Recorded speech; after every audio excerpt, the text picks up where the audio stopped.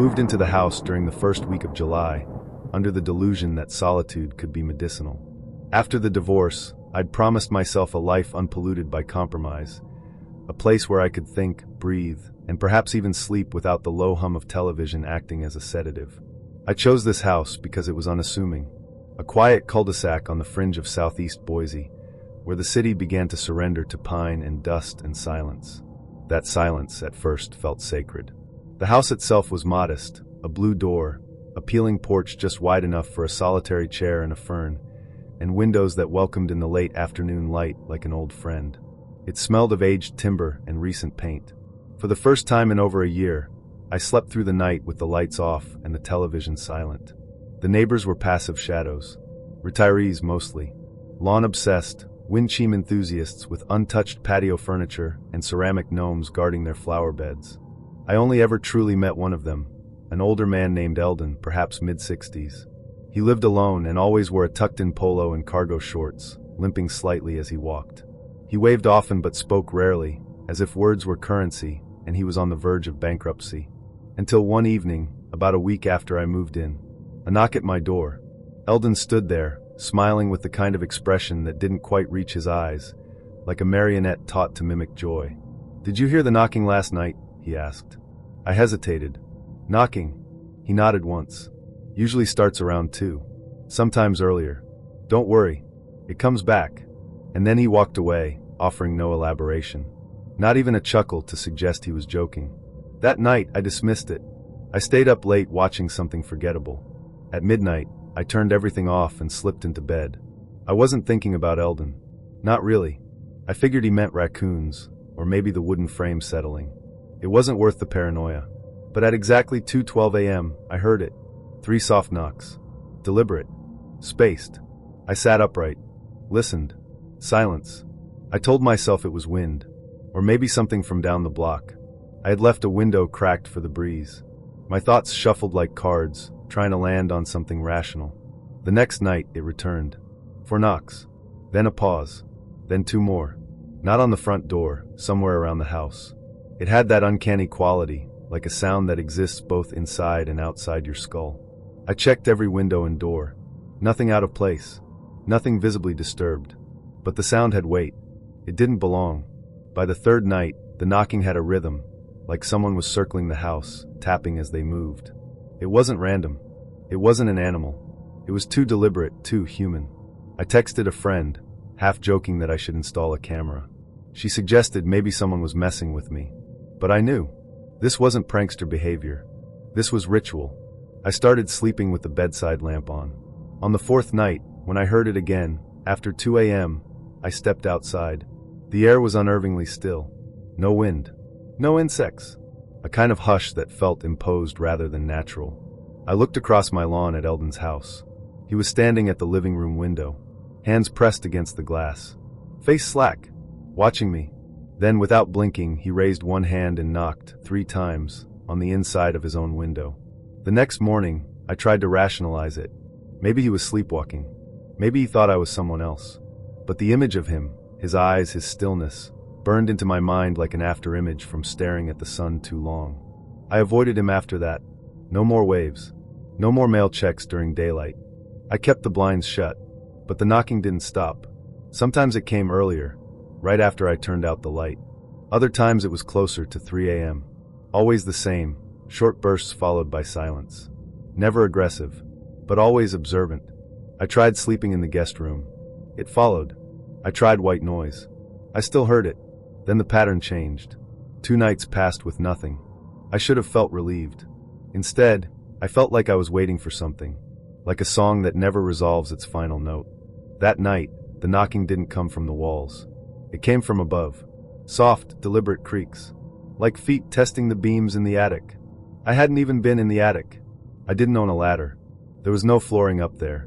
I sat beneath it, lights on, staring at the ceiling until nearly 3 a.m. And then one knock. At the window beside my bed. I froze. The curtain was drawn. I didn't move. Another knock. I edged closer, pulled back one corner of the curtain. Just a sliver. Eldon's house was dark. No lights. No movement. But under my window, standing still as a gravestone, was a figure. The silhouette was unmistakable. Eldon. Still. Watching. I stepped back, grabbed my phone, and called the police. By the time they arrived, he was gone. He probably didn't do anything illegal, one of them said. Might have just been a misunderstanding. The next morning, I stepped outside and saw them.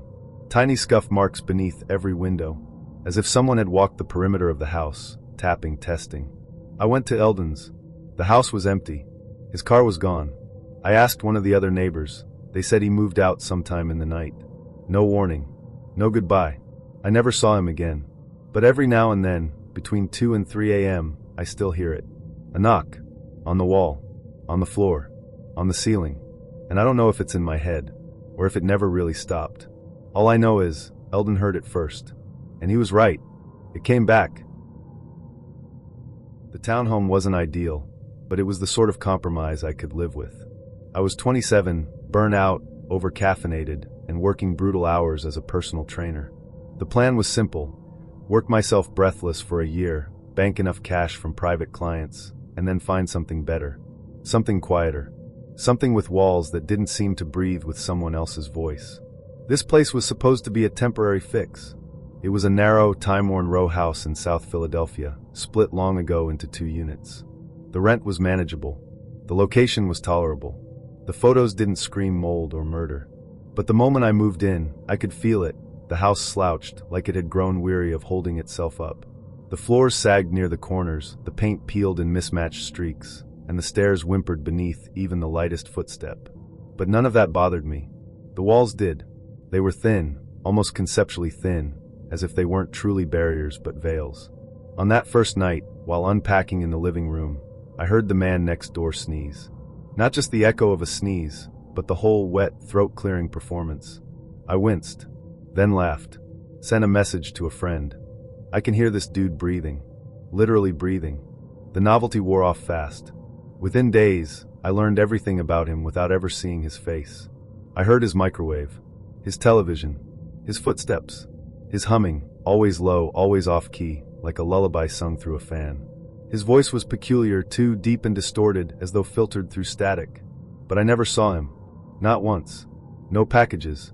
No garbage bins. No lights flickering behind curtains. Nothing. Then after about a week, it changed. I was rinsing dishes when I heard it, my name. Not shouted. Not called. Just spoken plainly. Mercer. I froze.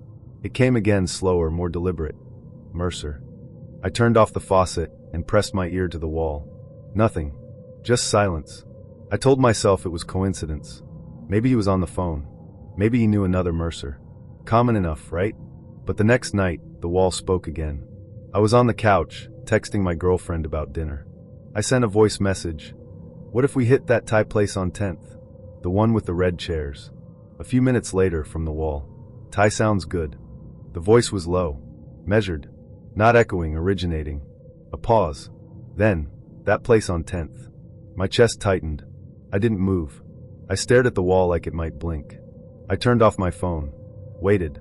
Nothing else came that night. But everything changed after that. He started listing things. Mutters just loud enough to be deciphered. The times I woke up. When I showered. What I wore to work. What I ate. Who my clients were. It wasn't loud. It wasn't aggressive. But he knew everything. And every night he talked. Sometimes I heard him say things like, skipped leg day again. Or, he left early today. Must have canceled the noon. The voice was flat, unblinking, like a machine reading aloud from a journal. I stopped sleeping. I stopped playing music. I just listened. One morning, around 11:15, I stayed home from work. Lay on the couch, staring at the ceiling fan, waiting. Then it came. He's still here, the voice murmured. Why is he still here? I got up and pressed my ear to the wall. I could hear him breathing. Long, slow inhales. The shuffle of movement. The drag of socks against old wood. I knocked. 3 times. Silence. Then, 3 knocks back. I stepped away from the wall. That night, I didn't sleep at all. I sat in the dark, just listening. Around 2 a.m., the voice came again. He's listening. A pause. He thinks I don't know. I tried to convince myself it was stress, that I was unraveling, but it didn't feel like psychosis. It felt like surveillance. A few days later, I wrote a note. Hey, the walls are super thin. Could you keep it down at night? Thanks. I taped it to his door before leaving for work. When I returned, the note was gone. That night, at 2:03 a.m., I heard whispering through the air vent above my bed. You shouldn't have written that. Flat. Emotionless. Like it was being read from a card. I lunged out of bed and jammed the vent shut with a chair. Then he laughed. It was slow, drawn out, like someone playing a recording of laughter at half speed. It scraped something inside me that I didn't know could hurt. I fled. Stayed at my girlfriend's place for 3 nights. I told her my neighbor was acting strange. I didn't elaborate. When I finally returned to gather more of my belongings, I noticed something else. The lights next door, they never turned off. Ever. Same amber glow behind those grimy blinds. Day or night. Always on. The front door was dusty. The lock rusted. The mailbox bulged with unread junk mail. But still, the lights burned. I called the landlord the next morning. Told him I was terminating the lease. He sighed like he'd heard this before. Out of curiosity, I asked, "Hey, what's the deal with the guy next door?" There was a pause. Then he said, "Honestly, I've never met him. The last tenant said the guy was weird. Said he talked through the walls." I waited. I tried knocking a few times. No one ever answered. But the rent's always paid. Automatically. Every month. That was supposed to be sufficient. I packed everything I could in 2 hours. Left the furniture, the TV, even my bed. I just wanted out. On my way out, I checked the door to his unit. The lock was untouched. The walkway still blanketed in old snow. No footprints. No movement. But the lights were still on. The last night I ever stayed there, before I knew for sure, I woke up just before dawn. In the haze of almost sleep, I heard it. A whisper, so close it could have been inside my head. "Where are you going?" I wasn't looking for anything extravagant, just a place to reassemble myself. A modest house, a manageable yard, a location that didn't scream for attention. I found it in a quiet cul-de-sac on the outskirts of Spokane, a single story with weathered siding, a crooked shed, and a porch just wide enough to suggest hospitality without demanding it. It wasn't much, but it was mine. The neighborhood was unremarkable in the best way. Retired couples who waved from across the street. Children who scrawled pastel dragons and suns onto the pavement. A beagle that barked at clouds. It had all the hallmarks of harmless suburbia. Barbecue smoke on Saturdays, sprinklers ticking in sync after sunset. Then there was her. She lived in the house directly beside mine. I met her on my second day, trimming the lawn's edge with a borrowed weed whacker. She appeared at the fence like she'd been waiting for the moment. She carried a covered dish and introduced herself as Maridel, her voice smooth but deliberate. "Welcome to the neighborhood," she said, smiling without blinking. "Blueberry cobbler. Let me know if you need anything. I'm always around." That phrase lingered. She really was always around. I work remotely, logistics mostly, so I'm home more than most. And once I noticed her, I couldn't stop. She was always doing something outside. Sweeping an already spotless walkway. Rearranging flower pots. Trimming hedges that didn't need trimming. When she wasn't outside, I'd sometimes glimpse her inside, framed by her living room window, still as a portrait, watching. I told myself she was just lonely. Some people become nosy when solitude stretches too long. But then came the hallway comment. We were chatting again by the fence, casual, surface-level stuff, when she tilted her head and said, "You haven't found that creaky board in the hallway yet, have you? The one outside the laundry room. That one always got me." I blinked. "You've been inside?" She laughed. "Oh, years ago. I used to help the old owners clean. Did it for a long time. I miss it sometimes. Felt like home." I smiled, nodded, let it go. But the conversation replayed in my mind like a skipping record. It didn't stop there. A few days later, she arrived with chocolate chip cookies. We sat on my front porch. She glanced toward the back of the house and said, "Your laundry room's a little cramped, huh?" I always thought they should have flipped it with the office. Better use of space. I didn't respond, because she couldn't have known that. The laundry room doesn't have a visible window. The office is tucked behind a wall with no outside vantage point. There's no way she could have known the layout. Not unless she'd been inside recently. That night, I did something small. A test. I leaned a broom against the inside of the back door, an old wooden door with frosted glass and no exterior handle. It only opens from the inside. The broom wasn't a trap, just a marker. If someone opened the door, they'd have to move it. I left to get groceries. When I came back, the broom was gone. Not fallen. Not broken. Just moved. propped against the opposite wall. That was the night I began locking my bedroom door. Then came the ladder. I stepped outside one morning and saw it, an aluminum step ladder, positioned perfectly against the fence between our yards, directly aligned with my bathroom window. At first, I dismissed it as coincidence. Then I looked up and realized the angle was exact. She had been there, watching. Later that day, I passed her near the mailbox. She smiled. "Oh, that old thing?" I was trimming a few branches. There were no branches. That night, I ordered motion-activated security cameras, one for the back gate and one for the side yard. I installed them myself. Checked the feed twice before bed. 3 nights later, the alert came. 3:07 a.m. Movement detected. I opened the app. There she was, Maridel, standing in the side yard, just outside my fence. Not on my property, technically, but close enough to see through the bathroom window. She didn't move, didn't pace, just stood there. Then slowly she tilted her head to the side, as if listening. She stayed there for 5 minutes, then turned and walked away. I didn't sleep. The next morning, I called the police, showed them the footage. They took notes. One of them said, "She's on her side of the fence. Nothing actionable unless she crosses. Will you talk to her?" I asked. They said they'd stop by, but I don't think they ever did. After that, I stopped opening the blinds, installed blackout curtains, locked every door, even during the day. But the camera kept pinging. Not every night, but often. Always between 2 o'clock and 3 a.m. Always in the same spot. Always watching. Some nights she stood there for minutes. Once, she lifted her hand and placed it gently against the fence, like she was trying to feel something inside. I broke my lease a month early. Paid movers to pack what I needed. I left the furniture behind. A TV. A few unopened boxes. I didn't care. I just wanted out. My home sits on the outer edge of Flagstaff, nestled in the pines where the desert begins to dissolve into forest. It's the kind of place where the stars don't have to compete with streetlights, where the dark is truly dark, and the silence can be so complete it feels like pressure against your skin. For someone like me, that was ideal. I'm a veterinarian, small animal care mostly. Dogs, cats, the occasional broken-winged bird. I've always trusted animals more than people. People lie.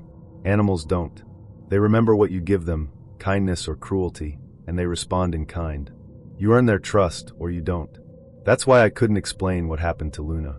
She came into my life 3 years ago, after a brutal stretch of personal losses I don't talk about anymore.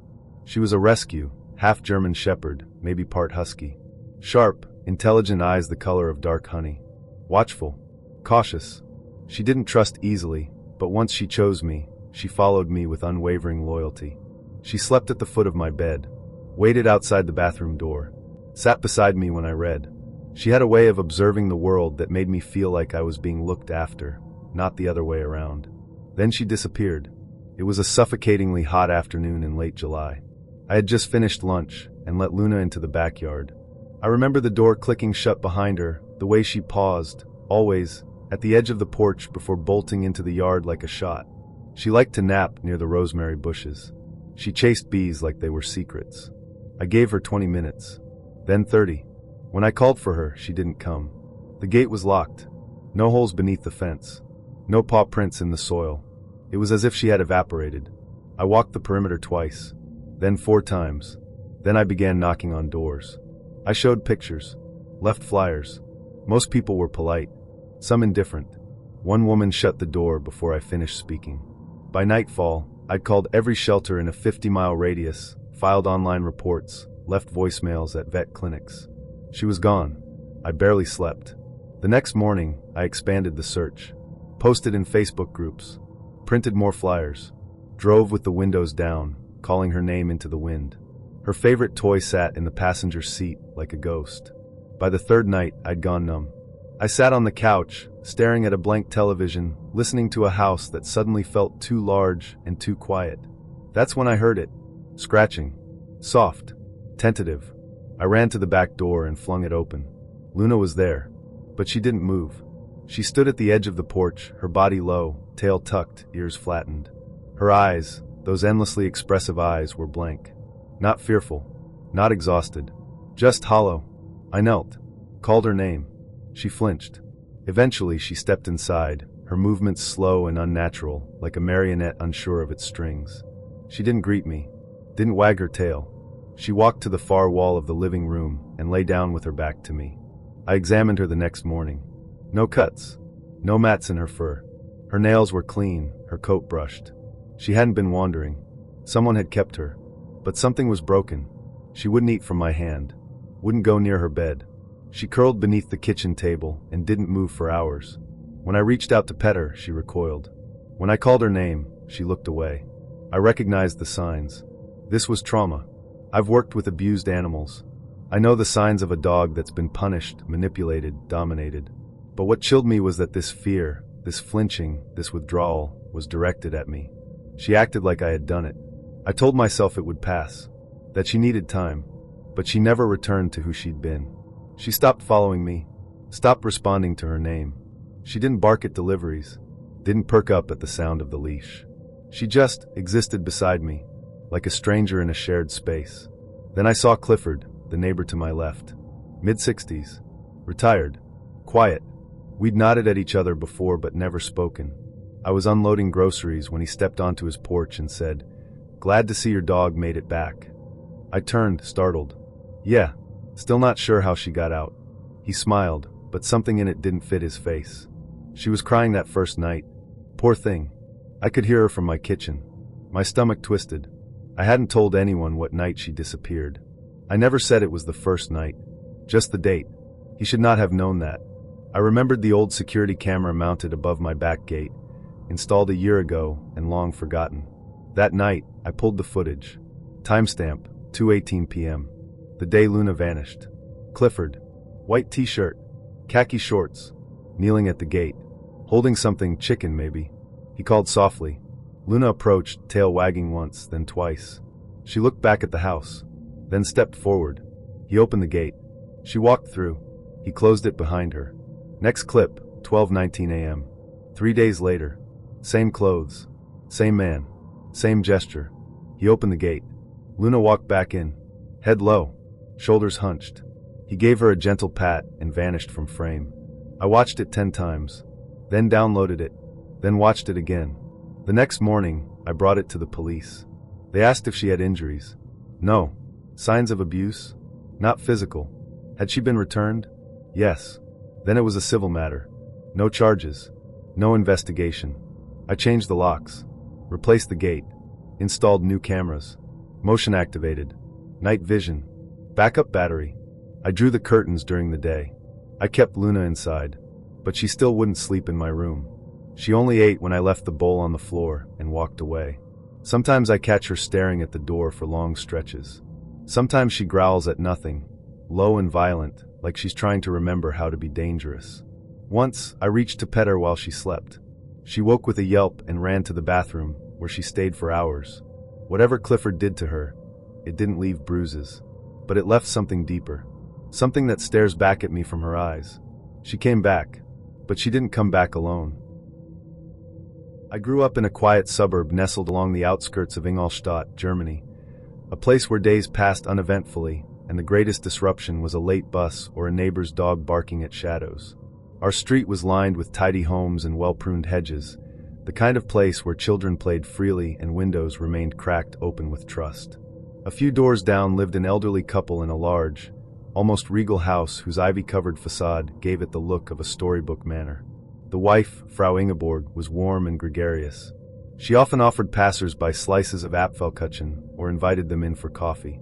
Her husband, Herr Veit, was her opposite, dour, reclusive, and completely uninterested in social pleasantries. He rarely left the house and never spoke unless forced to. Most people dismissed Herr Veit as a typical aging introvert. But in truth, none of us knew what he was hiding, what we were all sleeping beside. It began on an ordinary morning in late spring. I stepped out of my house, school bag slung over my shoulder, when I noticed a strange tension in the air. Neighbors stood in clusters along the sidewalk, murmuring anxiously. A few pointed toward the Vate's house, where something had clearly gone awry. Still, I shrugged it off and boarded the bus. By the time I returned that afternoon, the entire street had been cordoned off with police tape. Squad cars littered the road. Alongside them was something I had never seen before, a massive, matte black truck with the insignia of the GSG-9, Germany's elite counterterrorism unit. That's when I understood. This wasn't a domestic disturbance. This was something far more sinister. My parents met me outside the cordon, pale and shaken. There was a bomb, my father whispered. He tried to destroy everything. Hervé had planned to murder not just himself, but everyone on our street. The details that emerged later were almost too surreal to believe. Veit had spent years preparing for what he called the cleansing. He had converted his basement into a reservoir of gasoline, barrels upon barrels of volatile fuel. He had constructed a makeshift bomb from a tangled network of propane tanks, rigged together with salvaged electronics and homemade wiring. The device was hidden inside his garden shed, positioned to obliterate his home along with several neighboring properties. The plan was monstrous and precise. Before initiating the final step, Veit had gone on a rampage inside his house, smashing furniture, slashing paintings, and destroying every mirror.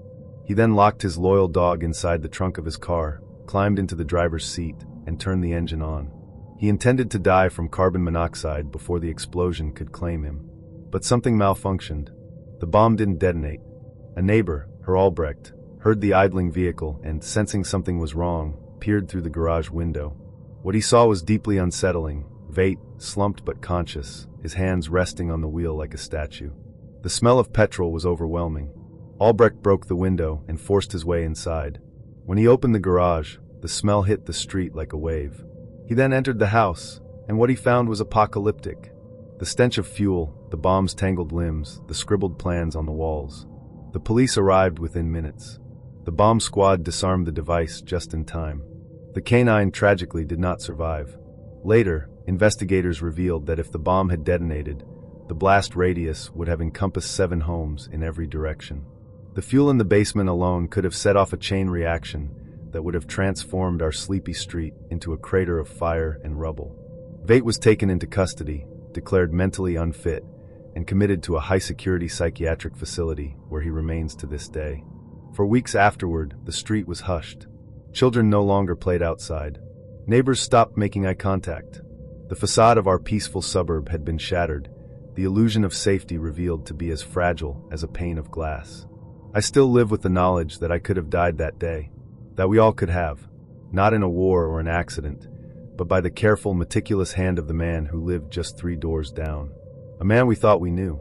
If there's one thing I've learned, it's this: evil doesn't always come in the form of monsters or intruders. Sometimes, it's the quiet man watering his roses, the one who never smiles, the one who watches, listens, and waits. When my wife, Alira, and I left behind the clamor of St. Louis for the quiet suburban sprawl of St. Peter's, we believed we were chasing serenity, leaving behind the soot-stained skyline for a place where the air didn't taste like metal and the nights ended in silence, not sirens. For a while it was bliss. We bought a house on Laurelhusk Lane, a street so pristine it looked like it had been plucked from a real estate brochure. The neighbors waved. The lawns were manicured. There were parks, barbecues, and block parties. Even the mailboxes looked like they were smiling. To our left lived a young couple, Silas and Mara, with their rosy-cheeked infant. To our right, a retired couple, the DeVroxes, who were well into their 80s. They rarely left the house, but their adult grandson, a quiet young man named Cale, lived with them and worked as a nurse at a nearby hospital. Cale struck us as kind, almost angelic. He helped with groceries, mowed their lawn, and always greeted us with a gentle nod and a soft smile. We often remarked how fortunate his grandparents were to have someone so caring. But in hindsight, I see now what a smile can conceal. It started with the cat. I came home from work one unseasonably warm afternoon and noticed something in the road, something small, furry, and horribly still. A cat. Its body was grotesquely twisted, blood dried around its mouth and paws. Whoever hit the poor thing hadn't stopped. No note, no dignity. I couldn't leave it there, not for children to find. I wrapped it in a trash bag and, unsure what else to do, placed it in our garage freezer. I hoped someone would post signs, that I could return their beloved pet and offer closure. But no signs came. No one asked. No one seemed to notice. Days passed, and I eventually brought the body to an animal shelter. I tried to push the image from my mind.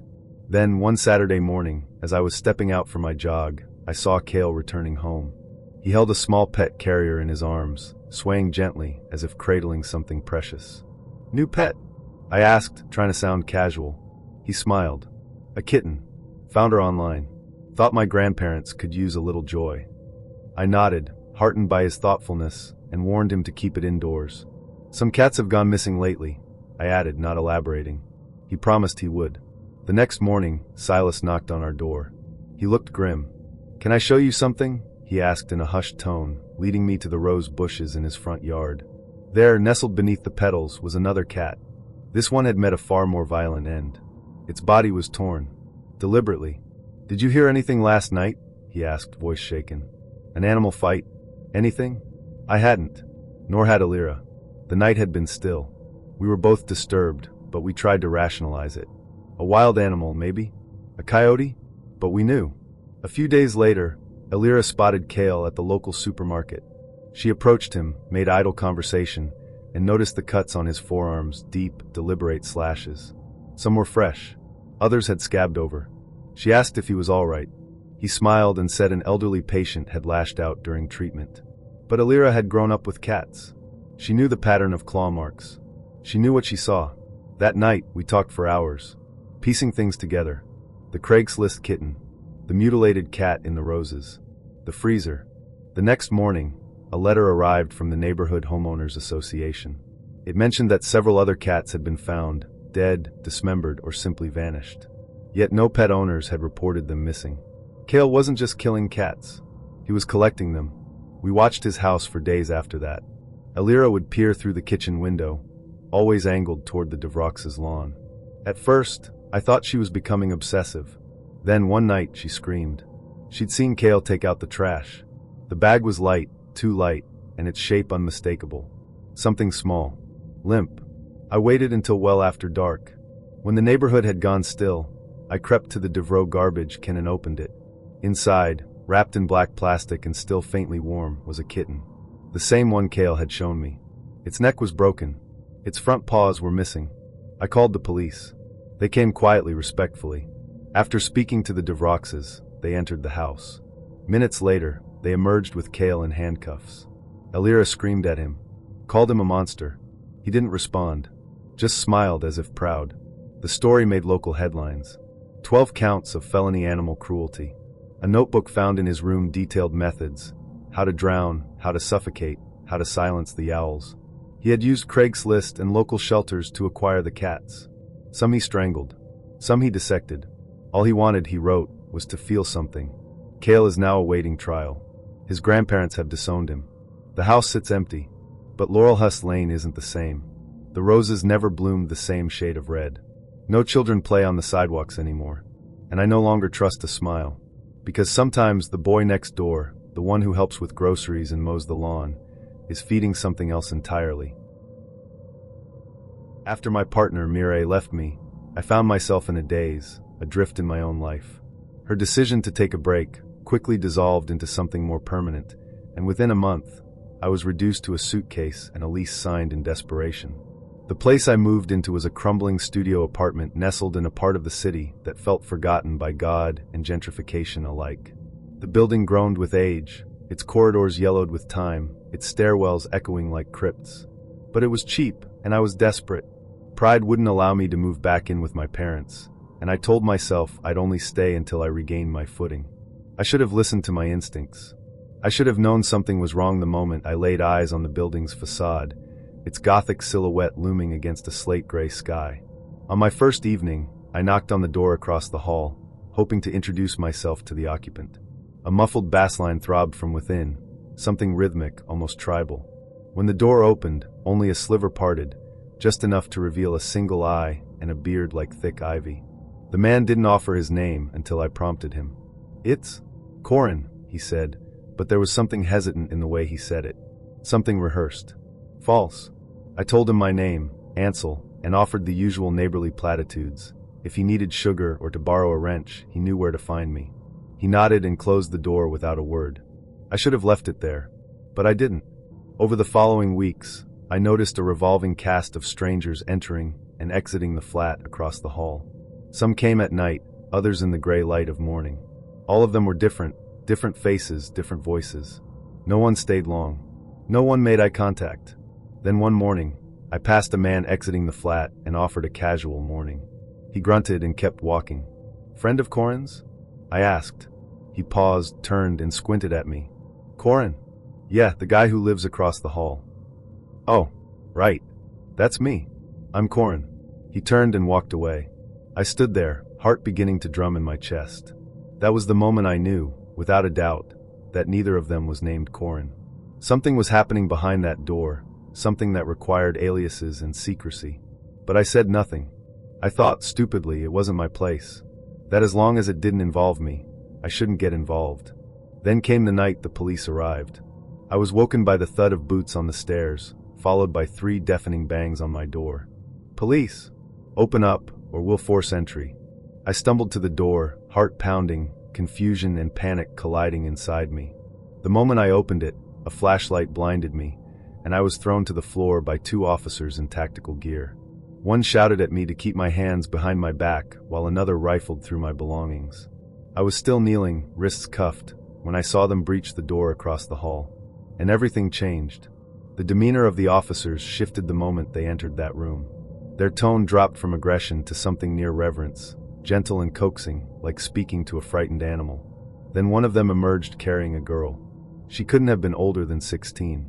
Her skin was mottled with bruises, her hair greasy and matted to her skull. She wore only a shirt and underwear, both stained and torn.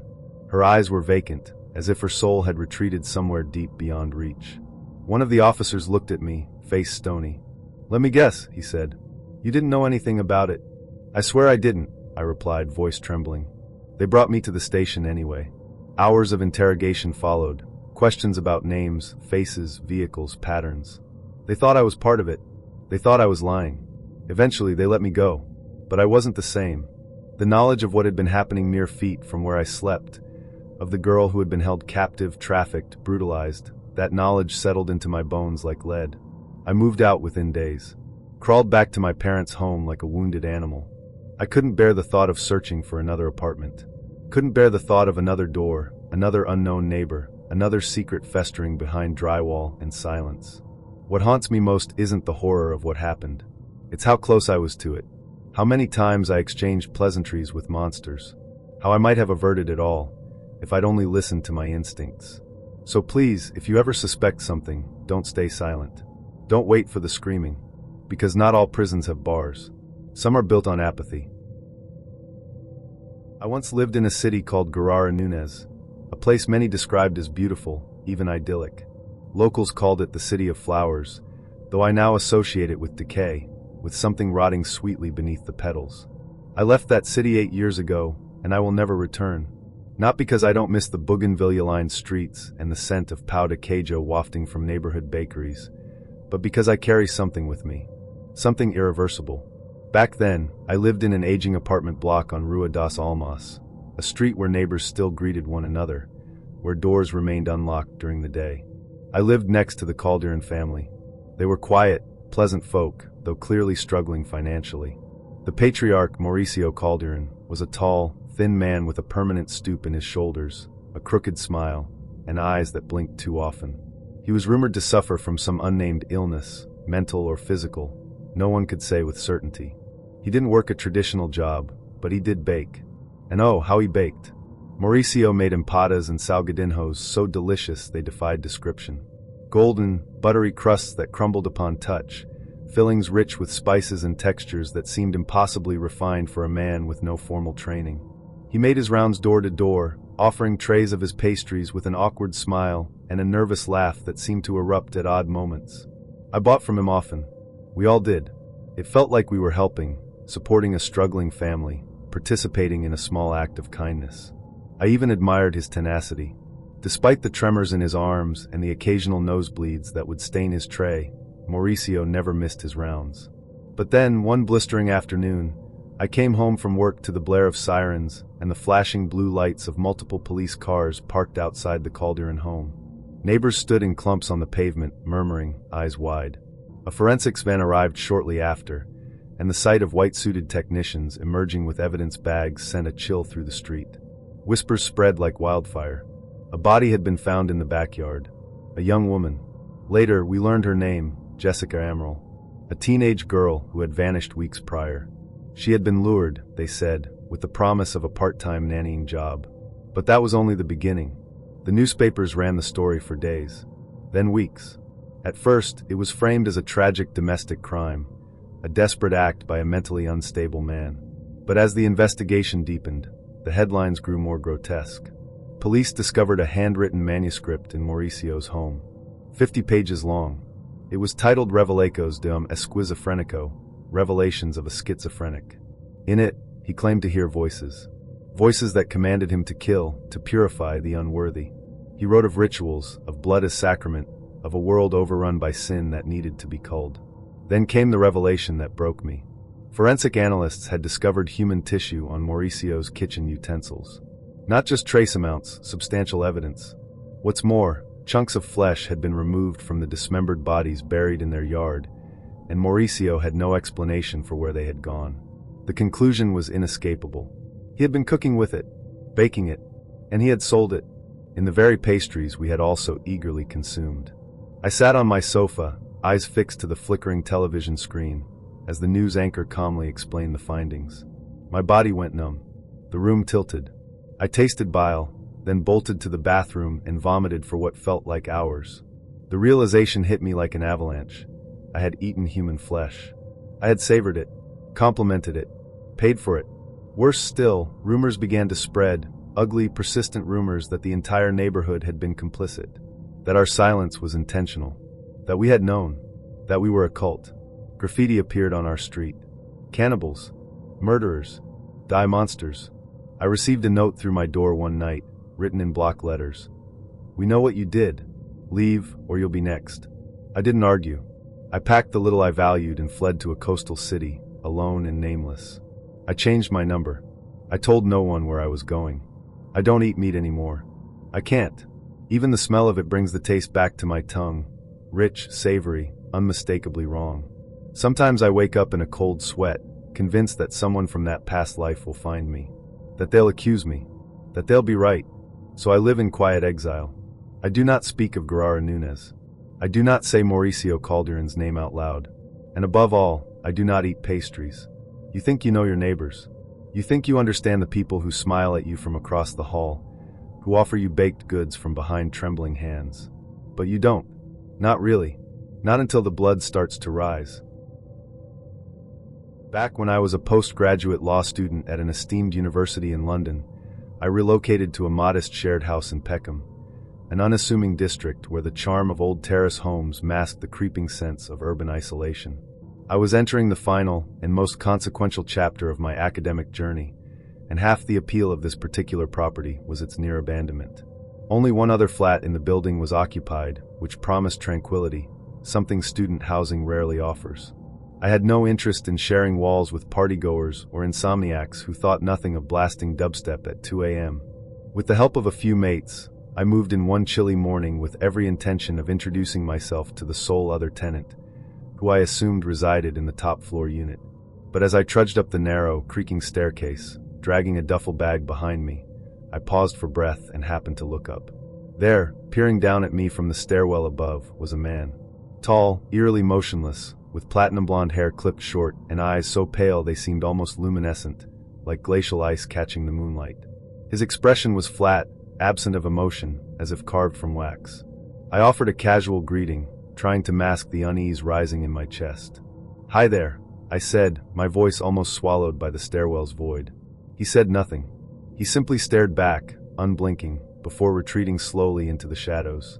I heard the unmistakable slam of a door seconds later. My friend, who had been behind me, chuckled nervously. "Bit of a cold fish, eh?" We exchanged uncomfortable glances, neither of us realizing just how prophetic those words would become. The first few nights passed without incident. I was grateful for the silence, for the opportunity to immerse myself in case law and international trade treaties without distraction. But then came the third night. I had been hunched over my laptop, absorbed in legal precedents, when I became aware of a noise. At first, it was distant, like a muffled wail carried on the wind. I assumed it was the television upstairs, perhaps a horror film with the volume too high. But as the minutes turned into hours, the sound became unmistakable. Screaming. Blood-curdling, agonized screaming, and it was on a loop. It wasn't a movie. Or if it was the only thing he was watching. For over an hour, I sat there paralyzed, listening to the same harrowing female cries over and over again. I couldn't bring myself to go upstairs. Something about it felt wrong. Not rude. Not inconsiderate. Wrong. Eventually, the sound ceased, somewhere close to 1 a.m., and I collapsed into a restless sleep. The next morning at lectures, I looked so shaken that my classmates asked if I was ill. I brushed it off, but I had made up my mind. I would confront the man upstairs.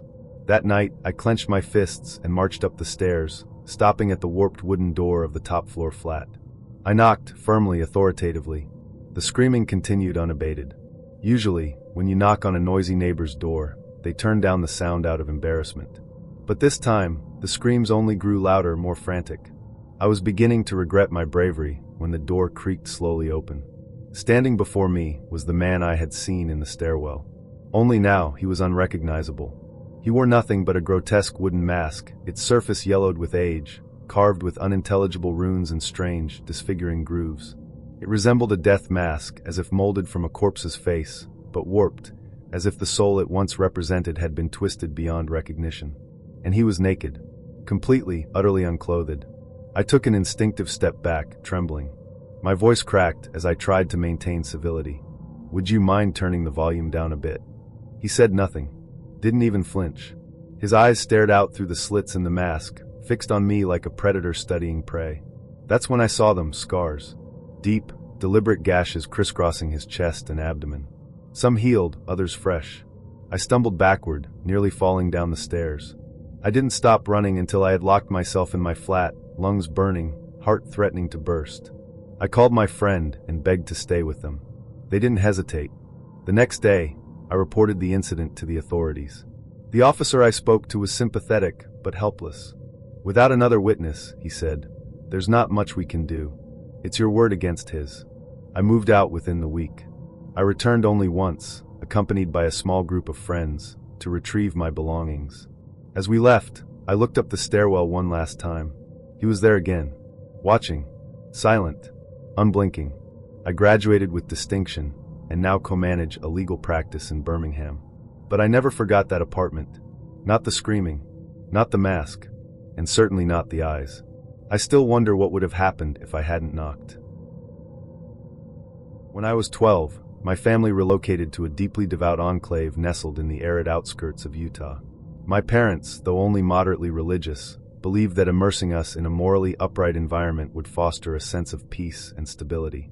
The neighborhood, an orderly grid of pristine lawns, whitewashed fences, and smiling Sunday-goers, seemed like the embodiment of tranquility. But beneath that polished veneer, something darker pulsed. Our next-door neighbors, the Ellisons, were the kind of family you'd find on the cover of a religious pamphlet. The father, Thaddeus, had the stern countenance of a prophet. His wife, Eudora, radiated the kind of serene intensity reserved for nuns or martyrs.